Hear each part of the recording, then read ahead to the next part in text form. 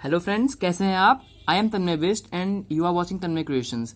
सो आज के वीडियो में हम क्लास 10th मैथमेटिक्स का 4th chapter quadratic equation start करेंगे और एक्सरसाइजेस भी हम इस चैप्टर के सॉल्व करेंगे। तो पहले आपके मन में सवाल उठ सकता है कि क्वाड्रेटिक इक्वेशन क्या होती है, क्वाड्रेटिक इक्वेशन का फॉर्म क्या होता है। क्या ये ऐसी इक्वेशन होती है, ऐसी होती है, या फिर ऐसी होती है, या ऐसी होती है, या फिर कुछ इस टाइप की होती है जैसा कि आपने सेकंड चैप्टर में पढ़ा था। तो इनमें से कौन सी है हमारी क्वाड्रेटिक इक्वेशन, ठीक है। तो उससे पहले हम डिफाइन करते हैं कि क्वाड्रेटिक इक्वेशन की फॉर्म क्या होती है।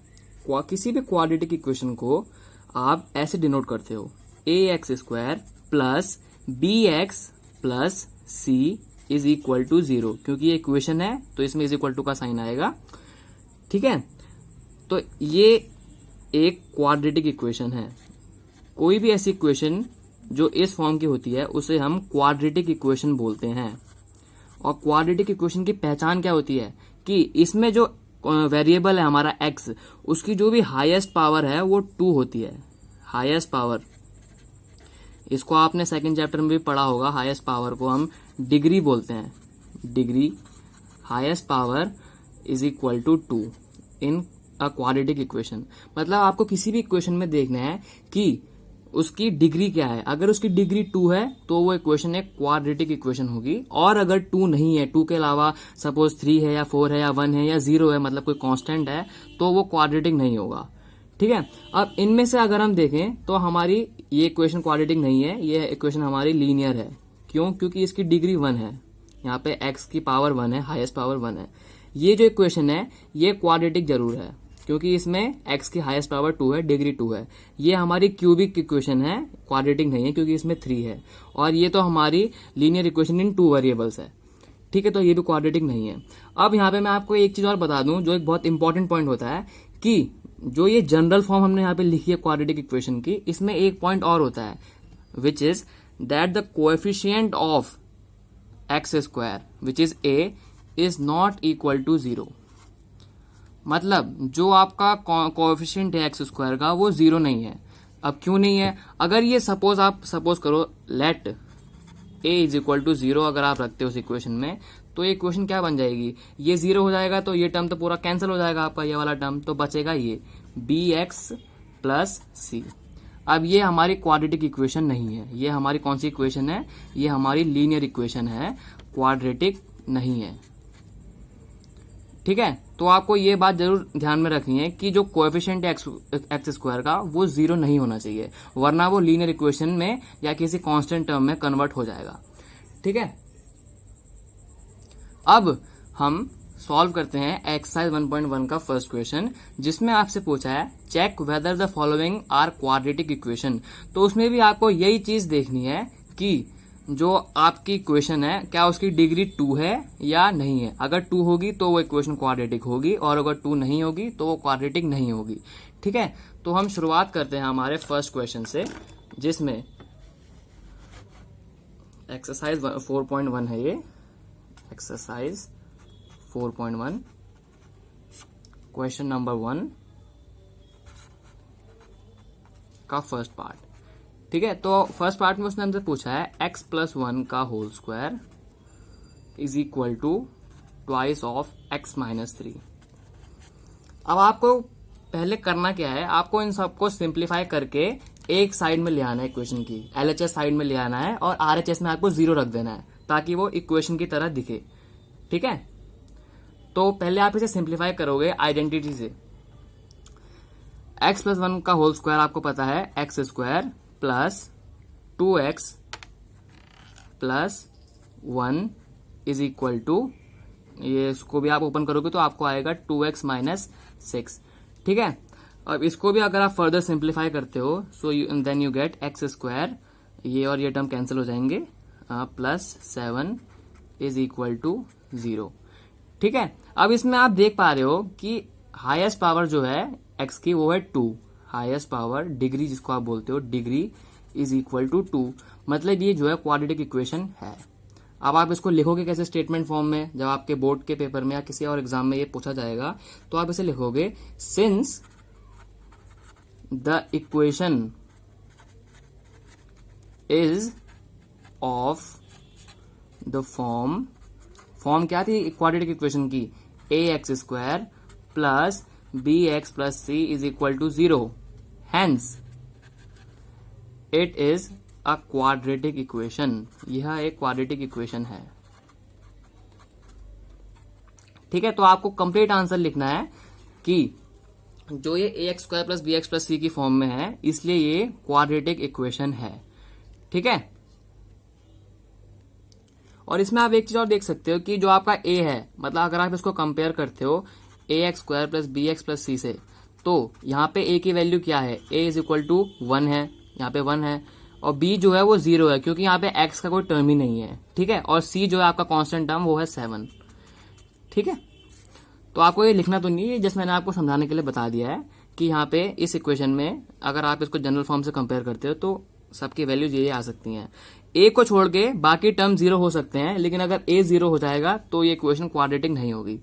ठीक है, अब ऐसे ही आप इसका सेकंड पार्ट भी कर लोगे। अब हम आते हैं इसके थर्ड पार्ट पर। ठीक है, क्योंकि ये थर्ड पार्ट थोड़ा फर्स्ट पार्ट से डिफरेंट है इसलिए मैं इसको कर देता हूं। तो थर्ड पार्ट में उसने आपसे पूछा है x minus 2 x plus 1 is equal to x minus 1 multiplied by x plus 3. So the first step we are going to do is to simplify this equation. ठीक है, आप इस बायनॉमियल को एक्सपेंड करोगे, so you will get x square minus x minus 2 is equal to x square plus 2x minus 3.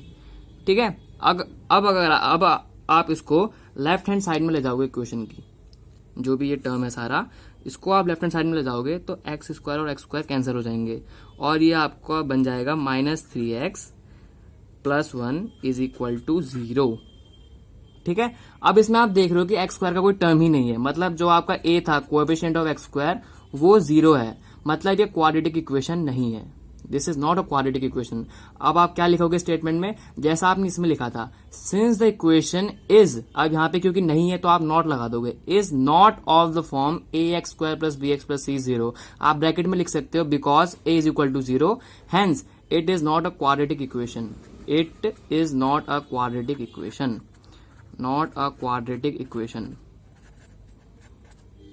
मैंने आपको बताया था कि b और c जो है वो 0 हो सकते हैं ax² plus bx plus c में, लेकिन अगर a खुद 0 हो जाता है तो वो इक्वेशन क्वाड्रेटिक नहीं बनेगी। ठीक है, तो ये बात जो है आपको याद रखनी है। अब ऐसी एक और पार्ट हम देख लेते हैं इस क्वेश्चन का।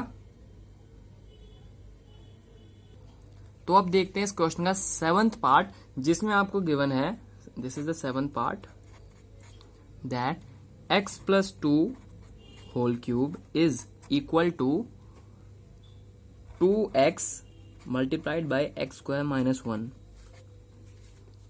वेल, सो अब हम इसको सिंप्लीफाई करेंगे।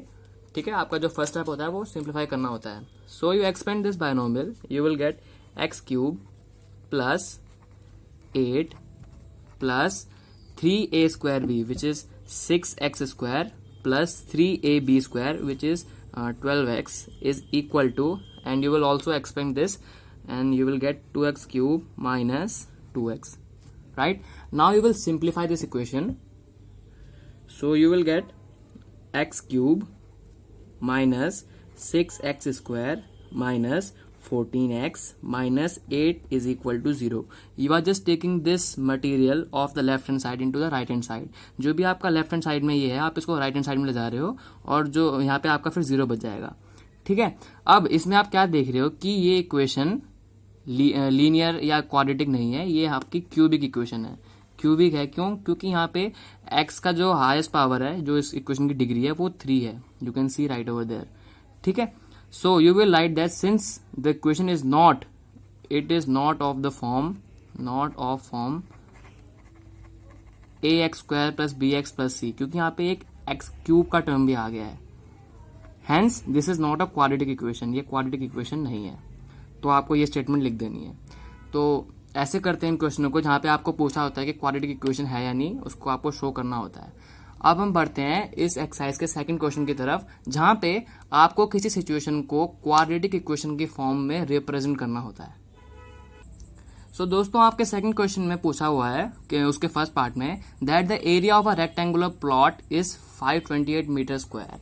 सो as you may be knowing, अगर आपके पास कोई रेक्टेंगल है ऐसा और उसकी लेंथ एंड ब्रेड्थ आपको पता है, this is L and this is B, तो इसका एरिया क्या होता है, area is L into B।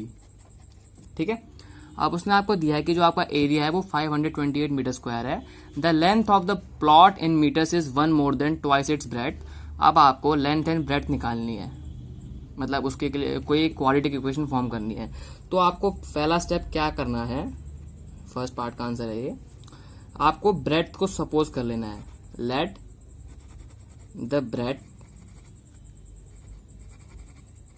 Is equal to x metre. जो आपकी ब्रेड्थ है उसको आपने x सपोज कर लिया है। ठीक है, मतलब जो आपकी यहाँ पे ये ब्रेड्थ है, दिस इज x। अब उसने आपको क्या बोला है, the length is 1 more than twice its breadth. The length जो है वो 1 more than twice of the breadth है, तो वो क्या हो जाएगी, पहले आप ट्वाइस करोगे x का 2x plus 1 more than twice of the breadth, और आपकी ब्रेड्थ हमारी x है, हमने सपोज करा है, तो आपकी लेंथ हो जाएगी 2x प्लस 1 मीटर। ठीक है, अब फाइनली हम ये वाली इक्वेशन पुट कर देंगे। उसने हमें दिया है according to the question, you will write according to the question area of the rectangle is equal to 528 metre square. Area आपको गिवन है। अब एरिया आपका होता है length into breadth, L into B is equal to 528। ठीक है, आपकी L क्या है, L आपकी है 2x प्लस 1। ब्रेड्थ क्या है आपकी, x है, यहाँ पे x है, इज इक्वल टू 528। अब आप इसको ओपन करोगे, you will get 2x square plus x is equal to 528, और now you will take this 528 to the left hand side of the equation, then you will get 2x square plus x minus 528 is equal to 0, and this is the required form of the quadratic equation of this situation। आपको इसी को represent करना था इस situation को। ठीक है, और यहाँ पे आप लिख दोगे answer, this is the required form of the quadratic equation. ठीक है, अब आप ऐसे ही सेकंड क्वेश्चन भी सॉल्व कर सकते हो, जिसमें भी आपको x पुट करके इक्वेशन सॉल्व कर देनी है। जो भी आपको क्वेश्चन में गिवन है उसके हिसाब से इक्वेशन बना देनी है बस, और इन क्वेश्चन में और कुछ नहीं करना होता है। तो आप इनको खुद ट्राई कर सकते हो। अगर आपको कहीं पे कोई डाउट होता है तो आप मुझे कमेंट बॉक्स में पूछ सकते हो। अब हम आगे की वीडियो में क्वाड्रेटिक इक्वेशन का फैक्टराइजेशन और उसके रूट्स निकालना सीखेंगे। So thanks for watching the video. अगर अभी तक आपने चैनल सब्सक्राइब नहीं किया है तो प्लीज कर दीजिए, एंड थैंक्स।